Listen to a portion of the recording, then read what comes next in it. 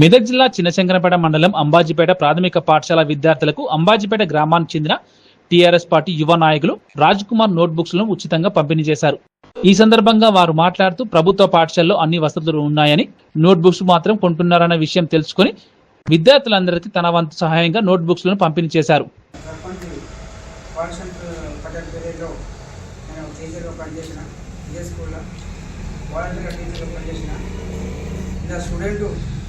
Student Rajkumar and Mohan గారు ఇదే స్కూల్లో నేను వాళ్ళకి చదువు చెప్పినటువంటి ఒక ఉపాధ్యాయుని పనిచేసిన. అందుకోసం అని మీకు ఏం చెప్పారనే ఇష్టానుసారంగా చదువుకో కాబట్టి కష్టంగా కాకుండా ఇష్టాన్ని చదువుకొని ఈ స్థాయికి వచ్చి ఈ విధంగా రాజ్కుమార్ ఏ విధంగా హెల్ప్ చేస్తున్నారో ఆ విధంగా మీరు కూడా హెల్ప్ చేయాలి. బట్ ఇంకోటి ఏంటంటే ఉద్యోగం ఒక కలెక్టర్ కావచ్చు, ఒక పోలీసు కావచ్చు, ఇంకేదో కావచ్చు, ఇట్లాంటి పైకి వచ్చేటటువంటి ఆలోచన మీద ఉండాలి. మంచి చదువు చదవాలి. ఏదో మన కూతుర్ని అంత డబ్బు అంత ఎంప్లాయీ ఇద్దరు అయినప్పటికీ కూడా వాళ్ళు అతి కష్టాలతో డబ్బు పెట్టినా కూడా చదువు చెప్పియని పరిస్థితిలో మన కూతుర్ని అంత కష్టంగా ఇక్కడ స్కూల్లో చేసి అంత బాధపడుతుంది టీచర్. అంటే మనం ఊళ్ళో మన మన పిల్లల ముందు మనం అప్పుడప్పుడు కొంచెం సహాయం అయినంత వరకు అనుకుంటుంది. ఇట్లా మనకు ముందుకు వచ్చి తలా ఒకటి మన ఊళ్ళో మన పిల్లలకు తలా ఒకరు ముందుకు వచ్చినప్పుడు ఇట్లా తీసుకుంటూ పిల్లలు కూడా ఒకటి ఇప్పుడు తెలుగు టీచర్ చెప్పిన విషయాలు మంచిగా చదువుకొని మంచిగా విన్నట్లయితే ఇప్పుడు నేను కూడా 10th క్లాస్ చదివినప్పుడు నేను కూడా అశ్రద్ధ చేసి ఇంత ఆలోచన ఉంటుంది మనకు. మన సోదరులు చూసి నాకు ఇప్పుడు ఎంతో సంతోషం అనిపిస్తుంది.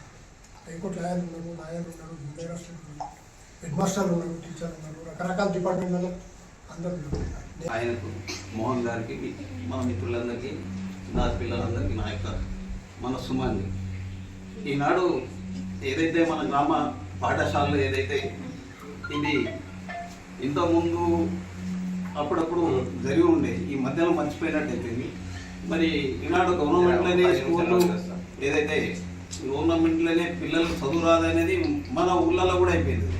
ఏమైనా ప్రైవేట్ స్కూల్లో పంపాలి, ప్రైవేట్ స్కూల్లో పోతే అది వస్తుంది. ఇప్పుడు ప్రైవేట్ స్కూల్లో కాదు, ఇంతకుముందు చదివిన వాళ్ళు అంత ఉన్న వాళ్ళు గవర్నమెంట్ స్కూల్లోనే చదువుకున్న వాళ్ళంతా ఉద్యోగాలలో పోయిన వాళ్ళంతా గవర్నమెంట్లోనే 90%, 30% పోయింది.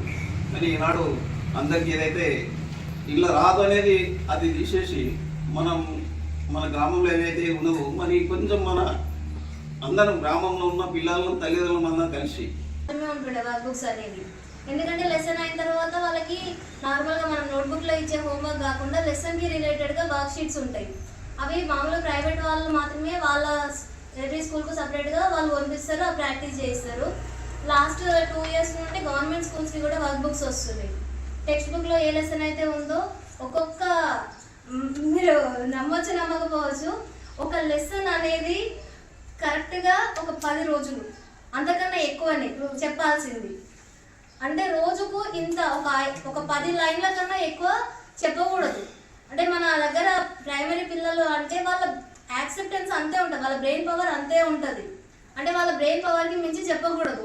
మేము ఆ గైడ్లైన్స్ మించి దాటొద్దు. నిజానికి పిల్లలు కూడా అంతే. మేము కొంచెం తొందరపడి చెప్పాలని చూస్తే వాళ్ళకి అర్థం కాదు, అర్థమైన తొందరగా మర్చిపోతారు. స్ట్రెంత్ మన విలేజ్లో మాత్రము స్ట్రెంత్ పెరగాలి, తగ్గద్దు. ఎందుకంటే ఇప్పుడు మనకు డెస్క్లు వచ్చినాయి, అవి 66 మెంబర్స్కి వచ్చినాయి.